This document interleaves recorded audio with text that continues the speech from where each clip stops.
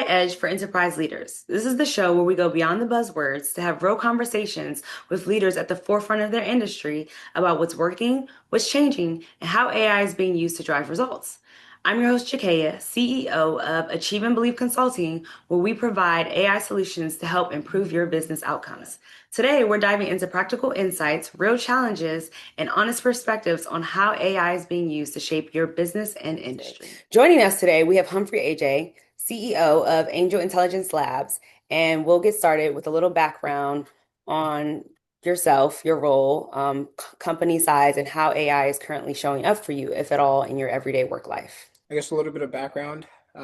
Spent the last 7 years in the cybersecurity space.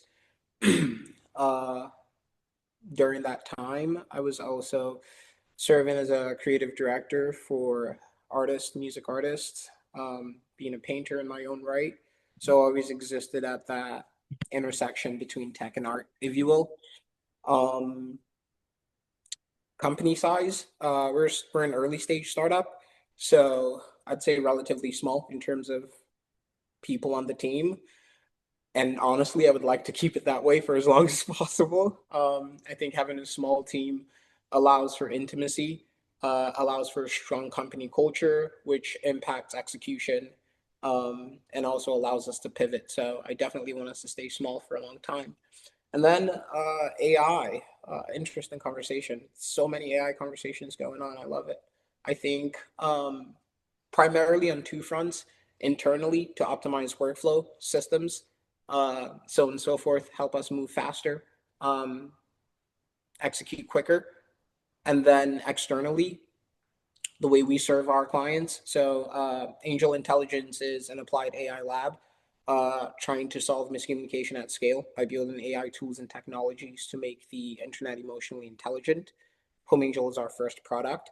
It is an AI creative consultant designed to guide Gen Z creators through the emotional and operational demands of scaling a sustainable brand.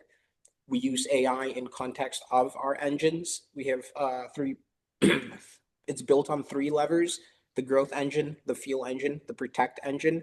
Now, these are all artificial intelligence powered, our algorithm systems.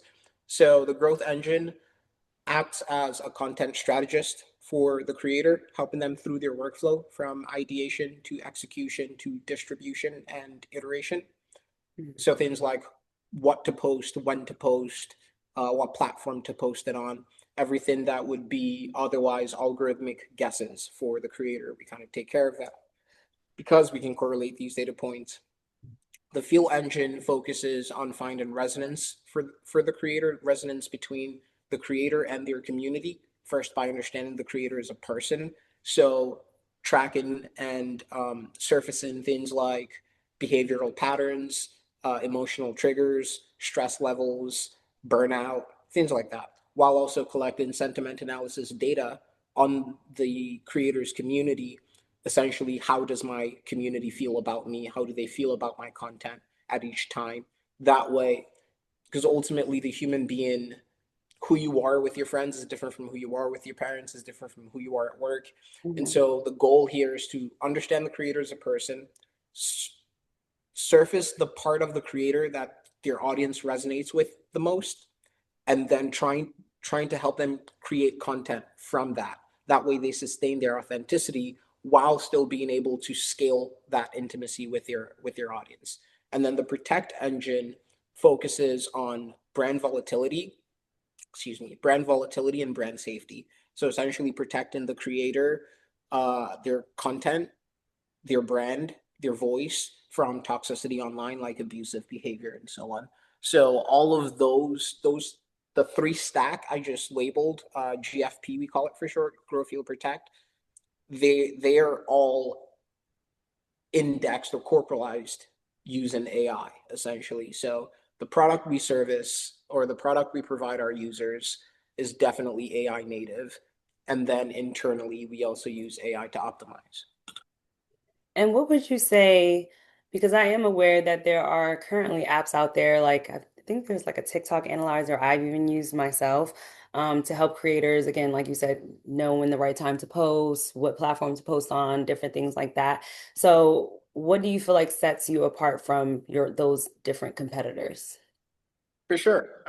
Respectfully, I don't think they're competitors. So I think when I think about the creator, and the conversations I have with creators, a lot of the times, I find that they know what they want to do most of the time. It's more so surfacing or helping them uncover or detangle the life issues that then surfaces the art for them. And Mhm. so the way we are approaching content is less about the content and it's more about the communication factor and the resonance factor, right? So there are a lot of platforms out there that might say, hey, we can help you grow. What most of them are doing is they're employing best practices online to help you get virality. But the goal isn't virality. One of our users went viral not too long ago, and she emailed me. She shut off all of her socials, and she was like pretty depressed Mhm. and in a pretty not good place. And I feel like that's another component that our Feel engine can kind of step in there, right? Because this is this holistic service where our job isn't just to help you grow or help you be viral. Our job is to one, understand your community, and then help you communicate your mission or your message in a way that resonates with that community. And then, whenever you're dealing with internal struggles or external pressures, we're there to be a support system. So a lot of these tools, that's what they are, tools. Whereas I think we're building an infrastructure for the creator. Okay. So would you kind of describe it as like a therapeutic approach more so for creators? Um, Not really. I see that framing for sure, but legally speaking, not really. I think um the best description I can give is like an ally. It's a text message away. It's available 24/7, and it can help you with the technical side of being a creative, but also the emotional side of being a creative, because I think both are equally important. And for me to frame it as a therapeutic service leans more to the emotional aspect and kind of foregoes the operational aspect. And Mhm. for me to look at it as a content engine focuses on the operational aspect and foregoes the emotional aspect. Whereas what I am saying is both are equally important. And I think, again, speaks to our bigger mission to solve miscommunication. I think that actually is the fundamental problem we often face is we have people in this world that are operationally focused, like the technologists and the venture capital. And Mhm. then you have people that are emotionally focused, like the creatives. And I've always existed at this intersection. So we want to build the infrastructure that makes the internet, which is a logical space for the most part, emotionally intelligent. So yeah, I think of it more of as an infrastructure than a tool or a wellness app. Like I know you mentioned one of your users, like you said, was depressed and she recently went viral. How do you feel like your app exactly helped in that aspect? Or if there's another example you have of a success story that you like to share? Yeah, we have another user, a young kid, makes music, makes beats. Yeah, we were in a conversation and he was kind of like, "Hey, you know, I still get bullies from my high school kind of pick on me Hmm. when I make music." I think that's the part of building in public that creators really, really feel heavy that often goes understated. It's like you're building in public. All eyes are on you, friends, family, strangers, haters, lovers, however you want to look at it. And being able to be in a position where he's like, and now like having Angel at his corner, things like the abuse, the hate, we can not only take care of it, but he has a support system that can help him through it. And not just help him through it, as in, oh, these guys are haters, let's put a wall up, but Hmm. also through the interactions with our system, the goal is to also help the user learn how to navigate those pushbacks that they get. Because the goal is like he's going to be a huge success story as an artist one day. So the hate he's getting today, he's going to get more of it in the future. That's the unfortunate reality. So we don't just want to stop the hate in the interactions with our system. We also want to be able to help refine the user behavior towards how to handle those circumstances in the future. So I think that's one of several stories that really stuck with me. And when you say like the system is handling these issues, so like for example, if he posted a post on Instagram and all these people are, like you said, saying hateful things, are you saying that your app is like removing these comments? Because I know Instagram already has something built within where it's like you could report a comment or something like that. Or you're just saying that your app handles that part for them? Yeah, so um I mean, respectfully to everybody at Instagram, I feel like it's not it's not a secret that the report button doesn't necessarily mean they take action. Particularly because I mean, if I think about it from their side, from like the dev team at Instagram handling these reports, they're coming in as tickets. So now Mhm. they have to prioritize the tickets that they handle, right? And a lot of times when people make these reports, they don't give enough information because they don't know any better, right? And so you you you make a report, your report is not descriptive enough.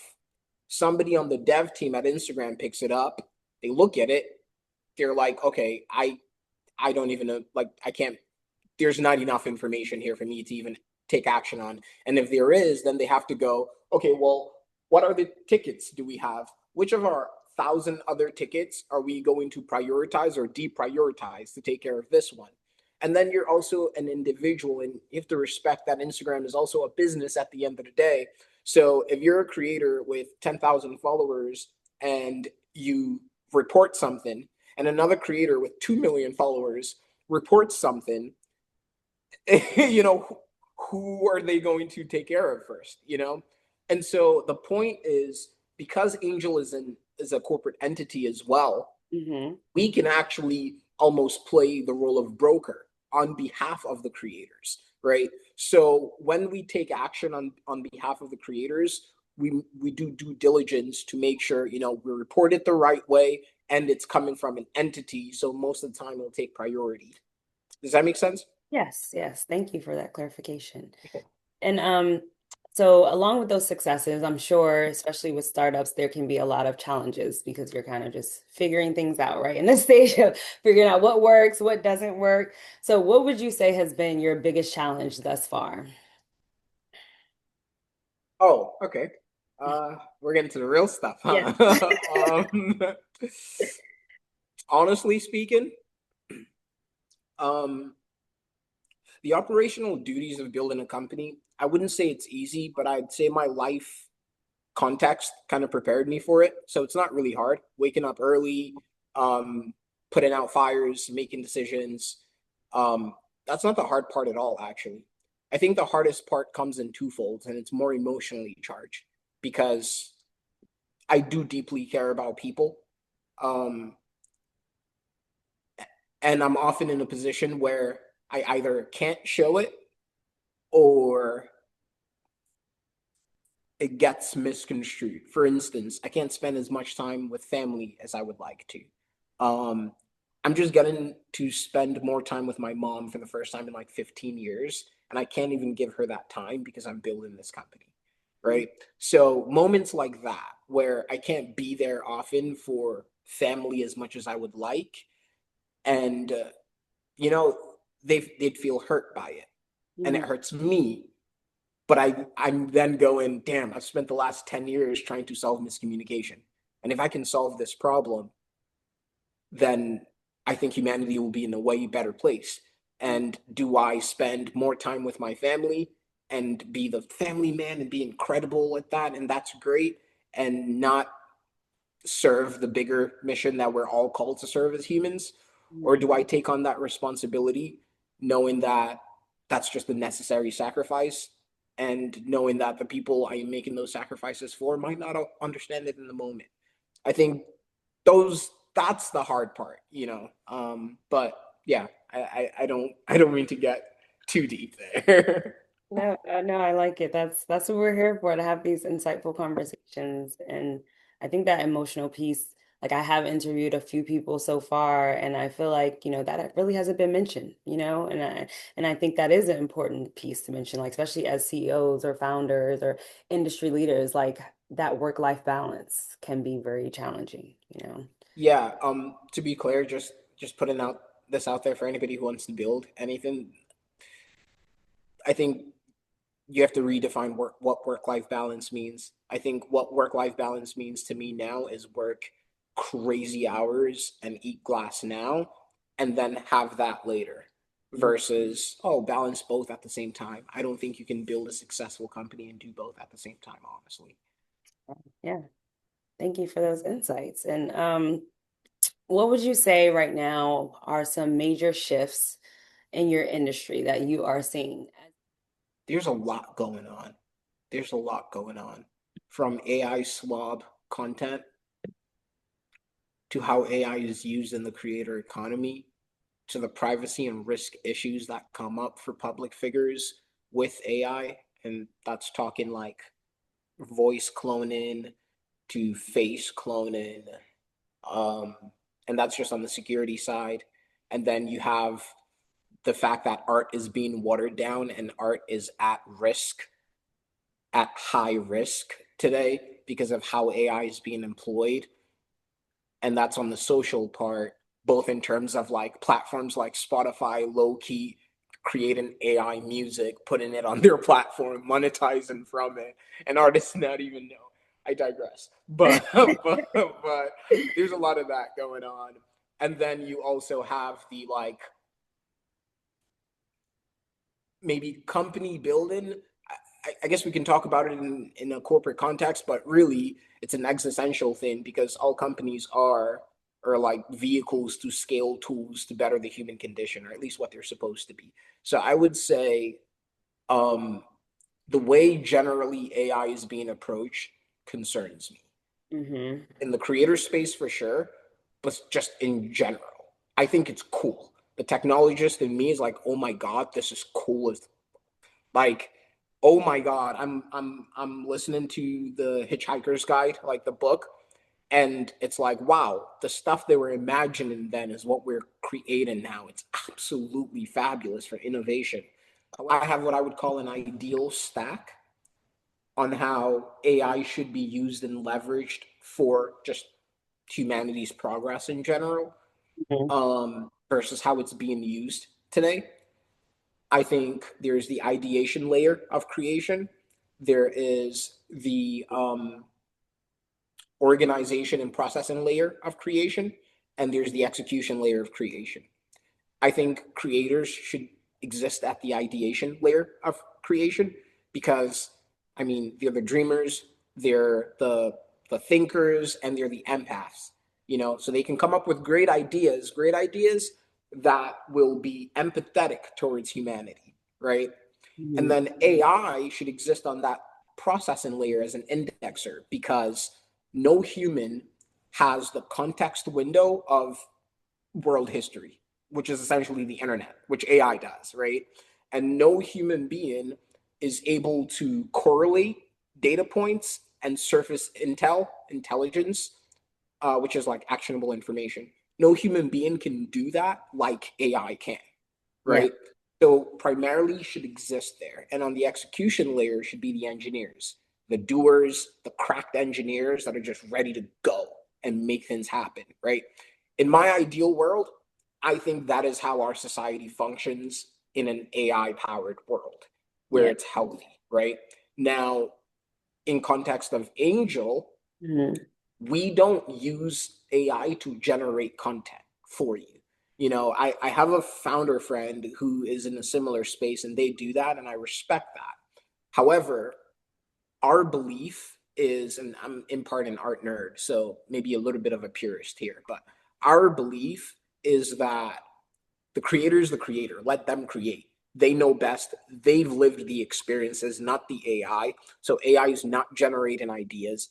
They generate the ideas. The AI brainstorms, refines it so that it aligns with their audience and how their audience wants it framed, right? So we'll do that back and forth with you. And that's another thing I think AI today doesn't do enough of is Mhm. pushback. And I Yeah. get it. We're humans. We all have an ego. World of Carl Jung. We all have the id, the super ego, the ego. We all want to be the center of our own world. And when we have a machine pushing back, what? How dare it? And I understand that. I understand that. And I think that's why a lot of these general purpose LLMs abstain from that because what they care about is money. And so they go, ooh, if our AI pushed back too much, users won't like that. They'll stop using us and we'll stop making money. Yeah. What our goal is what is good for humanity. And we don't want people to exist in an echo chamber. That is not good for humanity. That separates us more, which is anti our mission to solve miscommunication. So our AI will push back where necessary to help you improve, to help your content improve, right? Yeah. But primarily it exists on the infrastructure layer, right? Making correlations, analyzing audience sentiments in real time, analyzing your engagement metrics, triangulating what's necessary to let you know all of the information from an operational standpoint that you need to succeed while also being there as your quiet ally, right? Yeah. So, how would you say that these different trends in your industry have affected your business strategy or growth strategy? Because I know you mentioned, like you said, you had a friend who actually has a, company who actually generates that AI content, whereas you don't do that. But that's the trend that people, creators might gravitate to. Like, oh, I don't have to do this. I can just hand them some whatever content and they'll just create it for me. How do you feel like that has impacted your business in a negative way thus far, or maybe not? No, that's a good question. I wouldn't say in a negative way. I think that if I'm going to dedicate 10 years of my life to do something, um, it's got to have meaning. It's got to be more than about doing it for the money. It's a business, so that's important for sure. Um, but I was making six figures as a cybersecurity engineer, so if it was about the money, that's a safer path, you know? So I think I am not necessarily, I pay attention to the space. I Mhm. pay attention to what our users want, but I'm not swayed by the propaganda around AI because there is propaganda around AI, both for and against. The venture capitalists that want their deals to work, and the creators that are purists and they're scared AI is going to take over the world. So both extremes exist, right? And I think that my focus is my users and my mission and where those align. And what I've found is the users that we have and the users that gravitate towards our product are actually very, very aligned with our mission. They're creators that aren't just creating to scale for the sake of scale. They're creators that aren't trying to go viral for the sake of going viral. They're creators that have a passion and a desire to communicate something deep, something rich, something intrinsic into the world. It might be something as seemingly surface as being a travel content creator. But Mhm. what you're doing as a travel content creator is you're bridging cultures, right? So like you go to Tokyo and you take images of the food, of the vibe of the city, and that's something somebody here working a 9 to 5 in the US doesn't have the opportunity to do. Now they get to live that experience through you. Mhm. That's solving miscommunication, right? So it could be something as seemingly surface as that, and something with so much depth, right? Like being a wellness expert or a psychiatrist who so happens also to be a content creator, right? But my point is the underlying factor that unifies our users is there's something more to it for them than just like being popular. Yeah. I love how you speak about the company itself. Like it's very passionate. I can tell that you're very passionate about what you do, which I think as well is very important. Like if you're going to start a business, especially, quit your six-figure job and start from scratch and do this, like you need to be passionate about it. You need to love it, breathe it, and be okay with it, especially if you're going to miss out things that are important to you, like your family and different things like that. So I just wanted to comment on that because I think it's a great.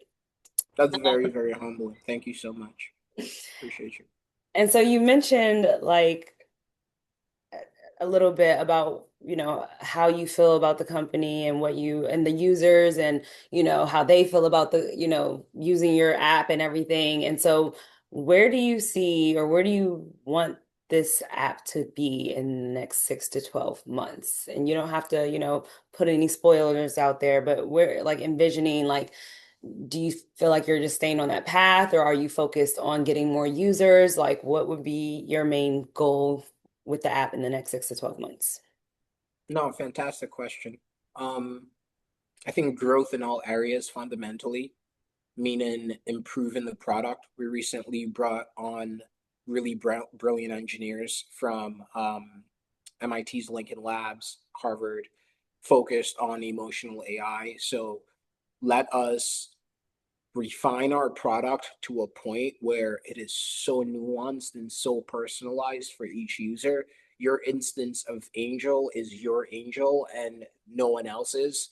And when somebody else tries to text your Angel, they don't like how it sounds because it's not their Angel. I Yeah. think we want to get the product that fine tuned emotionally and then also operationally, the nuances of what a creator needs. This is essentially me going, okay, I've helped a bunch of creators as a creative director. I can't scale myself. I am one person. So how can I do that at scale? And I think if Angel can satisfy demand, yeah, sure, that will equal lots of revenue and that's great.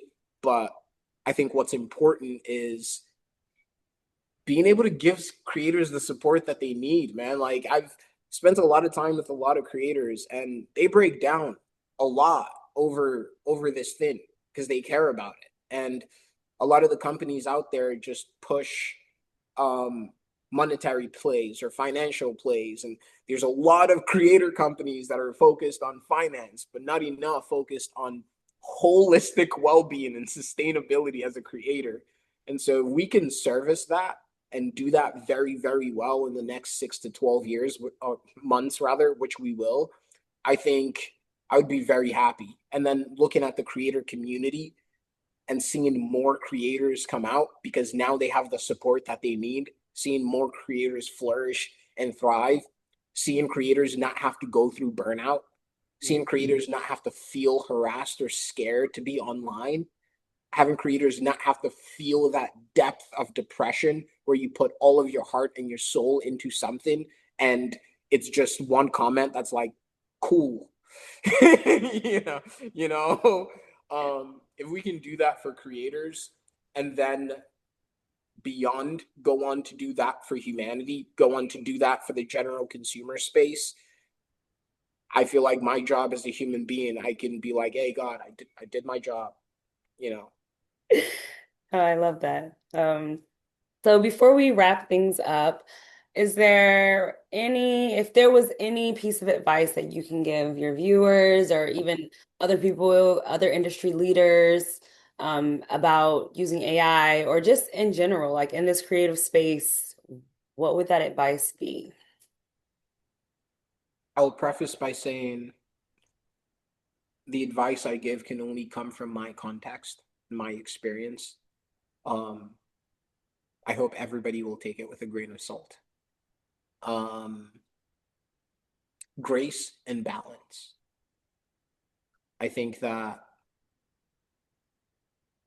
AI should be used in a balanced manner. Use AI. Do not be anti AI. If you're anti AI, you're like the grandma who refuses to use a phone. That's just a simple reality. Humanity is pushing forward and we are evolving, and it's a good thing. That said, I often describe AI as the child humanity made out of wedlock. And like So the conversation isn't like pro or anti AI, it's already here. So it's now about using it in a manner that will serve the greater good. And I think to do that, define a risk appetite for yourself. So don't say I'm not going to use AI. Use AI, but define a risk appetite. What context do you use it in? Don't let it control you, control it. So that's balance. And then two would be grace.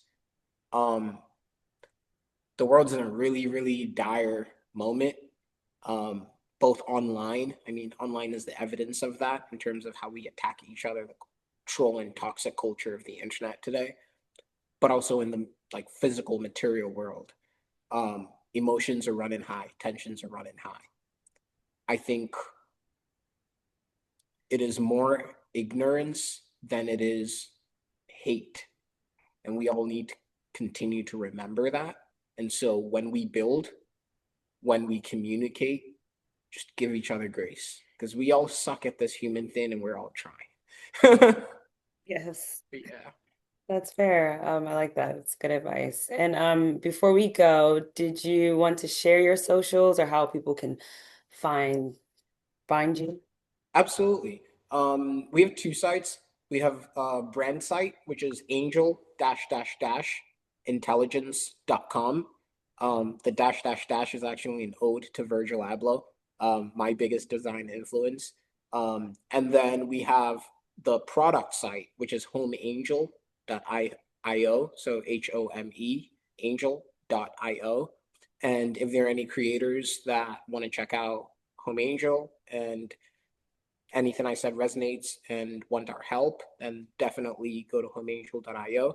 And if you are just an operator, a builder, or just like somebody who's venture curious, check out our brand site. It details what we believe in, what we stand for, and what we're building. Thank you, Humphrey, for joining us on the AI Edge for Enterprise Leaders. Today's conversation highlights that while AI technology continues to evolve rapidly, real impact comes from thoughtful leadership, clear strategy, and intentional execution. To our listeners, I hope this discussion sparked ideas you can apply within your own organization. I'm your host, Jakaya. Thanks for listening, and I look forward to continuing this conversation in our next episode. If you enjoyed today's conversation, please feel free to like this video and subscribe to my channel for future episodes and insights. You can also follow me on social media for more AI insights, real life moments of motherhood and entrepreneurship. I'm Mom Boss J, that's MomBossJay on TikTok, Instagram, and YouTube. I'd love to connect with you there. Thanks for listening, and I'll catch you on the next episode.